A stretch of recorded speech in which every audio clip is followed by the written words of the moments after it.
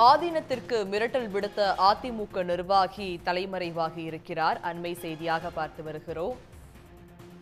செங்கை கிழக்கு மாவட்ட அதிமுக வழக்கறிஞர் அணிப்பிரிவு செயலாளர் ஜெயச்சந்திரனை பிடிக்க புதுச்சேரி விரைகிறது தனிப்படை. பாஜகவினருடன் இணைந்து பணம் கேட்டு மிரட்டிய கும்பலை சேர்ந்த அதிமுக வழக்கறிஞர் அணி நிர்வாகி ஜெயச்சந்திரன் தலைமறைவாகியுள்ளார். மிரட்டி பணம் பறிக்க முயன்றதாக மயிலாடுதுறை பாஜக மாவட்ட தலைவர் அகோரம் உள்ளிட்டவர்கள் மீது வழக்கு பதிவு செய்யப்பட்டுள்ளது. அண்மை செய்தியாக பார்த்துக் கொண்டிருக்கிறோம்.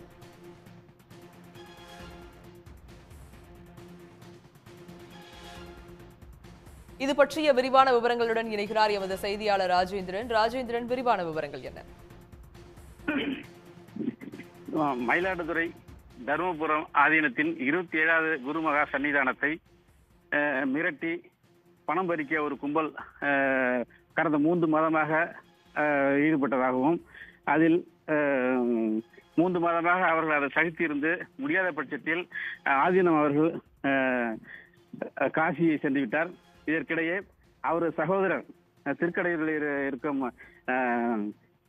விருதகிரி என்பவர் மயிலாடுதுறை காவல் கண்காணிப்பு அலுவலகத்தில் ஒரு புகார் ஒன்று கொடுத்தார். அந்த புகாரில் மொத்தம் 7 நபர்கள் ஆபாச வீடியோ சம்பந்தமாக மாதிரித்தை வைத்து மிரட்டுவதாகவும், நாங்கள் சொல்லுகிற அளவுக்கு நீங்கள் பணம் தரவில்லை என்றால் இதை சமூக வலைதளங்களிலும் தொலைக்காட்சிகளிலும் அவரோட வீடியோக்களை கொடுத்து நாங்கள் அம்பலப்படுத்துவோம் என்று மிரட்டியிருக்கிறார்கள்.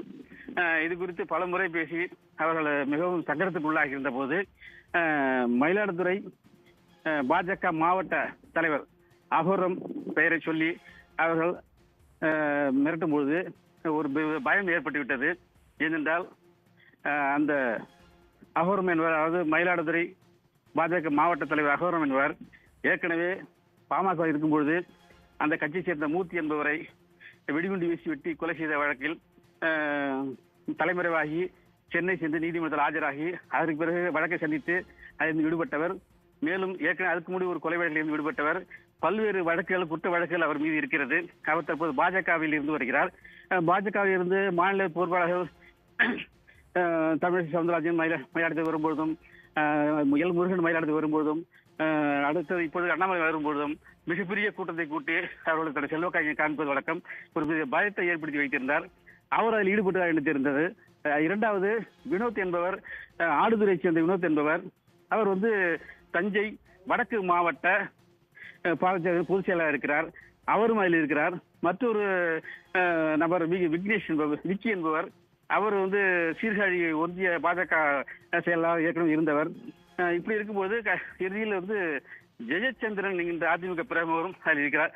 இவைகள் எல்லாம் தெரிந்தவுடன் இவர்கள் பயத்தை ஏற்பட்டுதான் கொண்டு போய் புகார் கொடுக்கிறார்கள் மயிலாடுதுறை எஸ்பி அலுவலகத்தில்.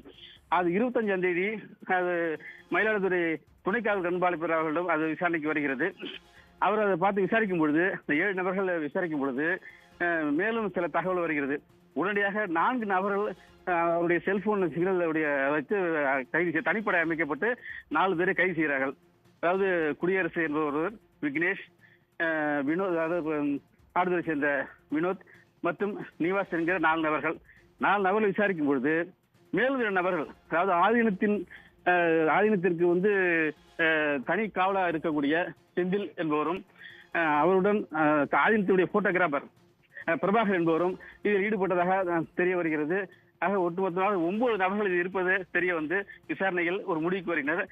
அவர்களிடமிருந்து சில அவர்கள் பயமுறுத்துவதற்காக வைத்திருந்த அந்த வீடியோ மற்றும் போட்டோக்கள் கைப்பற்றப்பட்டன.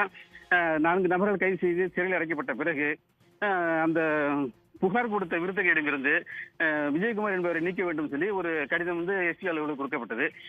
மறுநாள் மற்றொரு செந்திலை நீக்க வேண்டும் என்று ஒரு கடிதம் கொடுத்து நான் கொடுக்க வைத்திருக்கிறார். இந்த குழப்பத்தில் இருக்கும்பொழுது இந்த நபர்கள் 5 நபர்கள் தலைமறைவாகியுள்ளனர். விவரங்களை வழங்கியமைக்கு நன்றி ராஜேந்திரன். உடனுக்குடன் செய்திகளை தெரிந்து கொள்ள சன் நியூஸ் பெல் ஐகானை கிளிக் பண்ணுங்க.